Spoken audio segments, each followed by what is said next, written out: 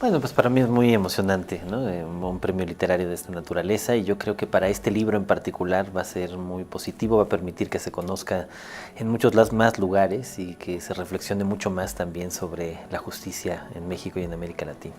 Es un asunto que me interesó desde el principio, sobre todo por mis vínculos con Francia. Yo fui agregado cultural en Francia, viví ahí 3 años, tengo muchos amigos y voy con mucha frecuencia. Entonces, que hubiera un conflicto entre México y Francia siempre me pareció que era una muy mala idea, pero tratando de analizar por qué ocurrió, es que me empecé a interesar en la historia, no solo de Florence Cassé, sino también muy importantemente de Israel Vallarta, su novio entonces.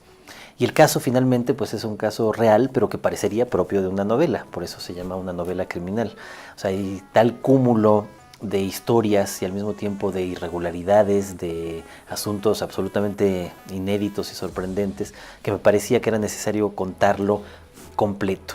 Y para contarlo completo habría que usar el molde de la novela, pero siendo absolutamente riguroso con los hechos y las declaraciones. Creo que aquí simplemente se permite, y es ambiguo, es muy difícil, la distinción entre el periodismo narrativo y una novela sin ficción es casi académica. Probablemente está a medio camino entre una y otra. Simplemente que yo no soy periodista, no tengo esta formación, siempre he sido novelista, y lo que quería utilizar eran los recursos propios de la novela para contar una historia real, una historia basada o en los hechos o en los testimonios de los protagonistas. Bueno, pues es uno de los centros de mi vida, sean las novelas que leo o las novelas que escribo. Uy, habría muchísimos personajes con los que me gustaría, pero pensaría en Natasha Rostova, una de las protagonistas de Guerra y Paz de Tolstoy. Me encantaría conversar con ella o verla bailar.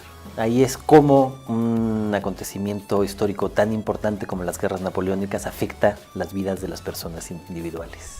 Pues para el público en general. Desde luego yo cuando le escribía estaba pensando más en el público mexicano y francés, que finalmente son los dos que conocen un poco al menos la naturaleza del caso.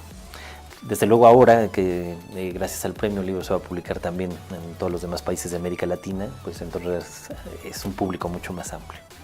Bueno, yo creo que es absolutamente válido los escritores que creen que su único compromiso social es con su propia literatura, que tienen que hacerla lo mejor posible, independientemente de su contacto con la realidad. Y luego hay escritores que pueden elegir, si ese es su interés, hablar de los temas centrales de nuestro tiempo, sea a través de la ficción o sea a través de no ficción. Y esa es la línea en la que yo me he ubicado, pero me parece igualmente legítimo aquel escritor que simplemente está peleando a diario con su imaginación y con el lenguaje.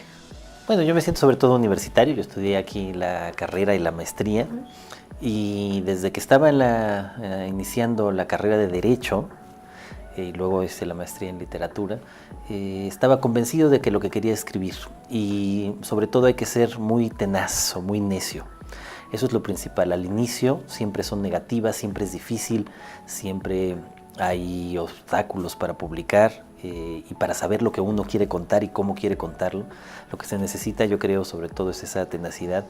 Y por otro lado, escuchar a grandes maestros, leer muchísimo. Yo tuve la fortuna de tener en la Facultad de Filosofía y Letras algunos maestros imprescindibles para mi carrera de escritor y que me llevaron justo también a esos libros que es necesario siempre leer antes de escribir. Uno encuentra todo en la literatura, uno encuentra sobre todo otras vidas, que uno puede vivir otras vidas, que uno puede ser otros y no solo uno mismo. La realidad es que novela y ensayo es lo que más leo y también lo que intento escribir, pero por el otro lado, algo que ahí sí solo como lector me parece inigualable es la poesía, que justamente no escribo.